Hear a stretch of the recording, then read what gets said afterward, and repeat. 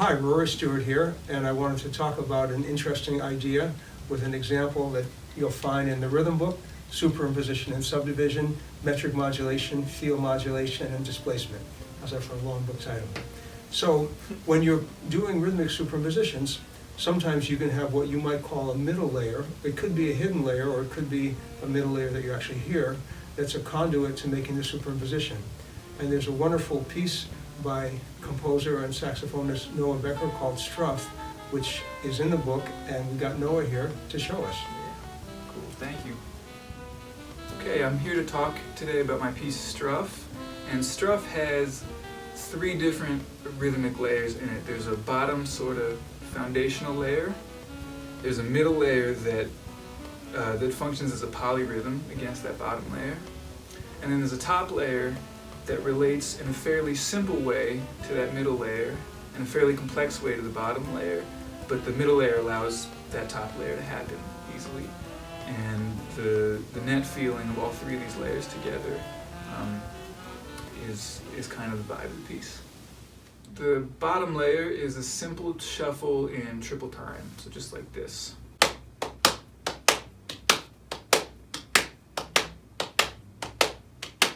And the bass just does that over and over as the piece goes on.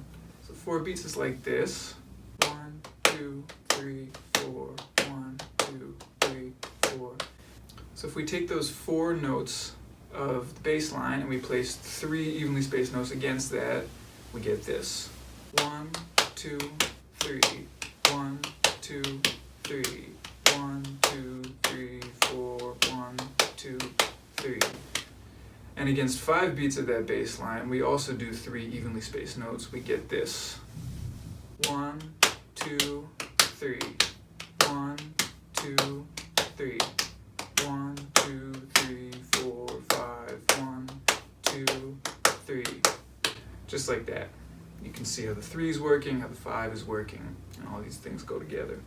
So now if we alternate first the group of 4 beats of the bass line with 3 evenly spaced notes over it, and then a group of 5 beats of the bass line, again with 3 evenly spaced notes over it, we get this.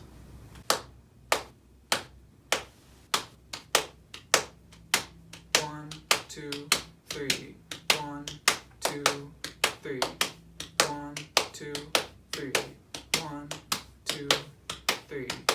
1, 2, 3, 4. 1, 2, 3, 4. 5, 1, 2, 3, 1, 2, 3. So you get that kind of effect.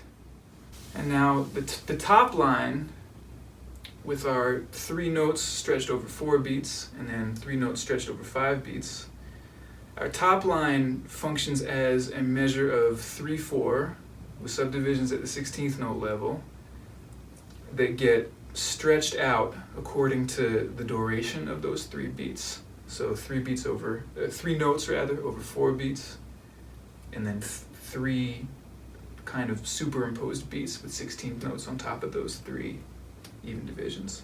And then the same thing over 5 beats over here.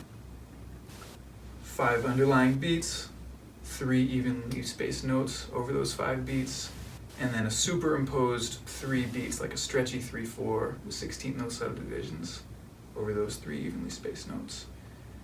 So first I'll sing the melody of the top line against that middle line as though those 3 beats are not shorter here and longer here, faster here and slower here. I'm going to sing it not like that, just with 3 evenly spaced beats and then 3 more beats that are the same space as those first ones, just so you can hear what this sounds like.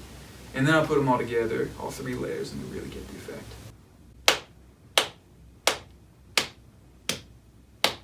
La ba ba ba ho ba ha ba ba ba oo ba oo ba ba ba oo ba gum gu gu ba ba gum la ba ba oo ba ga ga a ba oo ba la bo ba oo ba ga gum gu gu ga, and it goes around a second time.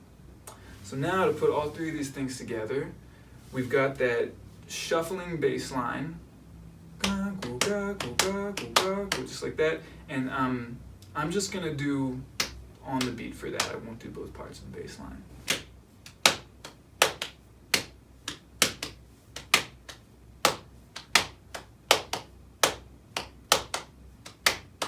La ka ko ka ko ko ka a u a u o a u ka u ko ka a u ko ka la ko ka ka a u a kum ka ko ko a u ko ka ko ka a u o a u ka ko ka a ko kan ka ko ka a u a u ka a